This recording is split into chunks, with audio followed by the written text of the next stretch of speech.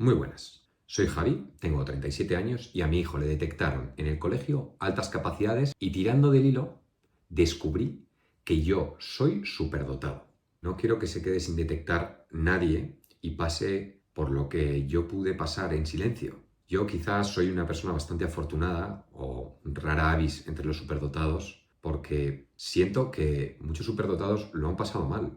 Y no quiero que esto le suceda a nadie por una mala identificación de sus altas capacidades, porque explica muchísimas cosas. Muchísimas personas me han preguntado cómo interpretar los test de inteligencia y cómo saber si son superdotados y tienen altas capacidades.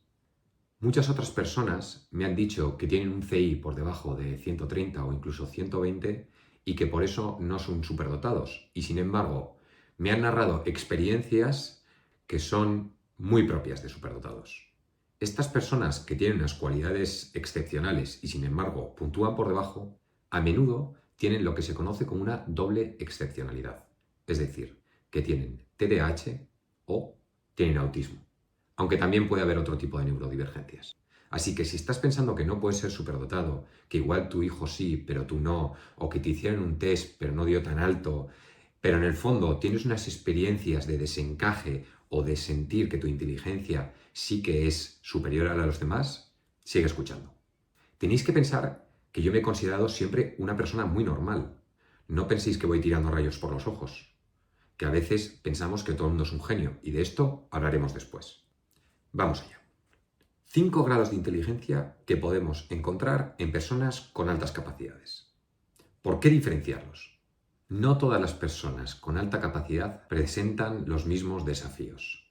¿Por qué? Porque esto depende de su grado de inteligencia. Tengo que decir que en España tenemos un problema con la traducción. Así que voy a nombrar los 5 grados que hay de inteligencia en inglés y lo voy a traducir y os voy a contar cuál es el problema. Vamos con el primero. Gifted.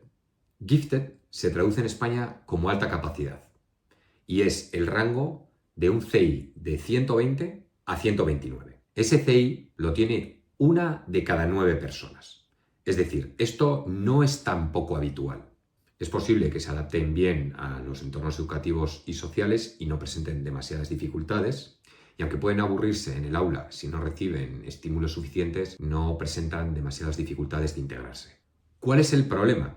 Que en España, cuando hablamos de alta capacidad, no sabemos si nos referimos a ese rango de entre 120 y 129 o estamos hablando de la alta capacidad en general. Y no tiene nada que ver una persona con un CI de 120, que es 1 de cada 9, con una persona de más de 180, que es 1 entre 20 millones. Es claramente muchísimo más excepcional. Es que así pensamos que cualquiera que tiene alta capacidad es un absoluto genio. Y esto no ayuda a saber los problemas y las dificultades y los retos que tendrá cada uno de los grupos. 2.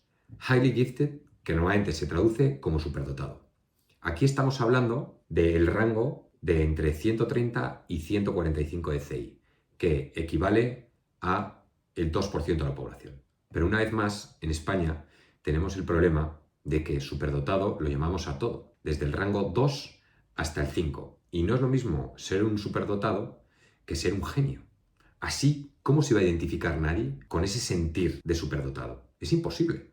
De hecho, yo entro dentro de este rango y me he considerado siempre muy normal. No voy haciendo cosas extraordinarias, o por lo menos no me lo parece. Lo normal de este perfil es que toda su inteligencia sea bastante homogénea, de manera que el promedio de todas las inteligencias acaba dando un CI por encima de 130. Se diferencian del rango anterior en que, además de una rapidez de aprendizaje destacada, generalmente entienden conceptos complejos con más facilidad. A menudo muestran habilidades tempranas y tienen un conocimiento profundo sobre las cosas que estudian.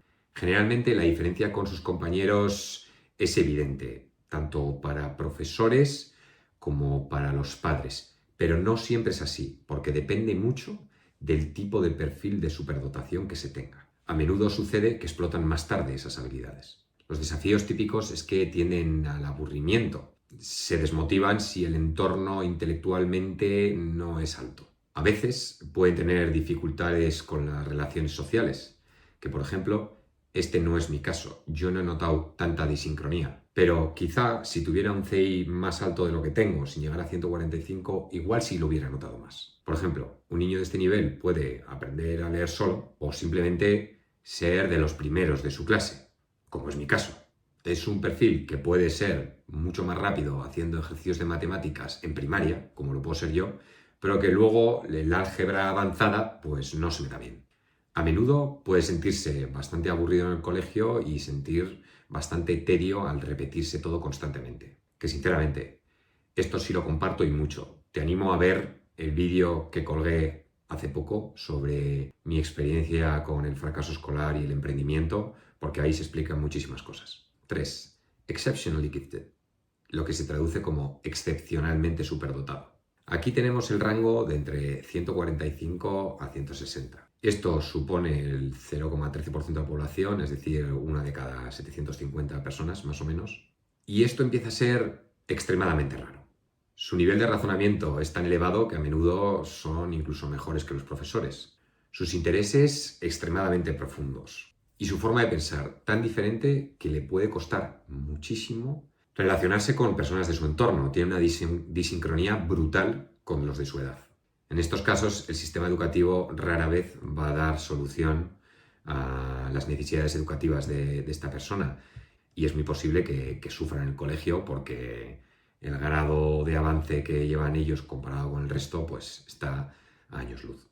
En este grado tan excepcional empieza a ser difícil encajar en este mundo, o por lo menos con el resto de las personas si éstas no tienen ese nivel intelectual. Una persona como estas, pues en algunos países podría estar con 13, 14 años ya en la universidad haciendo alguna carrera científica. 4. Profoundly gifted, o profundamente superdotado. Este rango va entre 160 y 180 y es básicamente una de cada 100.000 personas. Estas personas son tan extraordinarias, hacen descubrimientos especiales o tienen perspectivas únicas sobre la realidad. Son personas que cambian el mundo. Sin embargo, la disincronía aumenta. 5. Genius, o lo que se conoce como un genio, que es básicamente una de cada 20 millones de personas. Bueno, pues aquí nos podemos encontrar gente como Einstein, que básicamente revoluciona nuestra manera de entender el mundo y hace teorías que están al alcance de muy pocos. Como veis, no tiene nada que ver tener una alta capacidad de 120 y ser un genio. Así que intentemos no meter a todos en el mismo saco. Y si de alguna manera se etiqueta, es para establecer las necesidades que tendrán cada uno dentro de su perfil. Así que ahora vamos al punto número 2. Esas personas que parecen extremadamente inteligentes y sin embargo puntúan por debajo de 120 o 130 y piensan, no soy superdotado, no llegué. Pues bien, aunque hay bastantes razones que pueden explicar que una persona dé por debajo de sus capacidades en un test, me voy a centrar en dos muy importantes. La primera, no pasar bien las pruebas con el personal preparado para detectar a una persona. Los niños son personas que pueden dar perfectamente bajo en la memoria de trabajo o en la velocidad de procesamiento o incluso en el índice verbal y también el visoespacial por el mero hecho de ser niños. Muchas veces los niños no han desarrollado toda su potencialidad y es bastante común que la velocidad de procesamiento o la memoria de trabajo les baje. Esas son habilidades que normalmente se desarrollan un poquito más tarde. De hecho, los psicólogos lo suelen tener en cuenta. Y esta, por ejemplo, es la razón por la que a mi hijo, cuando le detectaron la memoria de trabajo no tan alta, no le dieron mucha importancia. Aunque este índice le bajara bastante la media, si no hubiese tenido esa memoria de trabajo, hubiera despuntado muchísimo más en un CI que ya era muy alto. Así que en niños hay que tener especial cuidado. Si unos padres ven muy evidente que su hijo está adelantado, pero luego al hacer las pruebas se encuentra con que no rinde, podría ser simplemente que sea porque es un niño, porque no se han pasado las pruebas en un contexto en el que él estuviera cómodo. Así que con niños hay que ser especialmente cuidadoso. y se pueden volver a pasar las pruebas. Por eso entre niños recomiendan normalmente pasarlas entre los 5 y los 8 años. ¿Por qué no antes? Pues porque puede haber falsos negativos. ¿Y por qué no después? Cuanto antes se evalúe y se detecten, mejor para el desarrollo del niño. Vuelvo a insistir, los niños son mucho más complicados. Si un padre o una madre ve claramente que su hijo es excepcional y sin embargo en las pruebas no lo demuestra, tiene que intentar volverle a evaluar o hacerle otro tipo de pruebas para salir de dudas donde las competencias hayan sido algo menores. Y 2. La doble excepcionalidad. Se conoce como doble excepcionalidad cuando una persona, además de tener altas capacidades, tiene algún otro tipo de neurodivergencia. Por ejemplo, TDAH o autismo. ¿Cuál es el problema? Las personas autistas puede que en memoria de trabajo o en velocidad de procesamiento les baje bastante las puntuaciones y sin embargo suelen ser extremadamente buenos en la inteligencia visoespacial y a menudo también en la verbal, aunque también puede sufrir en algunas ocasiones. Las personas con TDAH también pueden dar baja en la memoria de trabajo y velocidad de procesamiento porque pueden no enfocarse bien en el test, ponerse nerviosos, ser impulsivos y no hacerlo bien. Sin embargo, a menudo el índice visoespacial o el verbal es muy alto. ¿Cuál es el problema? Que al hacer la ponderación no llegarán a 130. Por eso, a menudo en los test se hace una clasificación de este tipo. Como veis en la imagen, que por cierto, pausadla si queréis. Del test de inteligencia obtendremos 4 o 5 inteligencias. Pues bien, de la inteligencia verbal y la visoespacial obtendremos el índice cognitivo general. Y a partir de la velocidad de procesamiento y la memoria de trabajo, el índice de competencia cognitiva. Del índice cognitivo general y del índice de competencia cognitiva obtendremos el índice de competencia total. ¿Y por qué se hace esto? Pues porque una persona con TDAH podría tener un índice cognitivo general altísimo, por ejemplo, de 145, y sin embargo no superar el 130 DCI, lo que le deja fuera de la consideración de superdotado. Pero esto no tiene mucho sentido, porque en el fondo, que una persona procese más lentamente le convierte en una persona menos inteligente, o una persona impulsiva que le baja la memoria de trabajo por eso no pueda concentrarse tanto le convierte en una persona menos inteligente. No, no es una persona menos inteligente. Es una persona a la que le cuesta más poner su inteligencia a trabajar. Por eso mismo, cuando me escribís, es que mi hijo no llega a 130, es que yo nunca he sido un superdotado porque yo di 122, o es que di 118, o me quedé en 125. Para empezar, lo del límite de 130 para considerar una persona superdotada no deja de ser un criterio que un psicólogo podría llegar a saltarse para establecerlo teniendo en cuenta todas las cosas mencionadas. Así que si habéis recibido una evaluación en la que os indican que vuestro coeficiente es de menos de 130, si hay TDAH o hay autismo o si las pruebas no se han pasado bien, podría haber superdotación y sin embargo no quedar detectado. Por eso es tan importante hacerlo con un especialista. De hecho, una diferencia entre un índice cognitivo general y el índice de competencia cognitiva de más de 2 desviaciones típicas hace que el test no sea válido. En estos casos hay que hacer pruebas extra para descartar un TEA o un TDAH o cualquier otro trastorno de procesamiento sensorial o cualquier otra neurodivergencia como una dislexia, por ejemplo.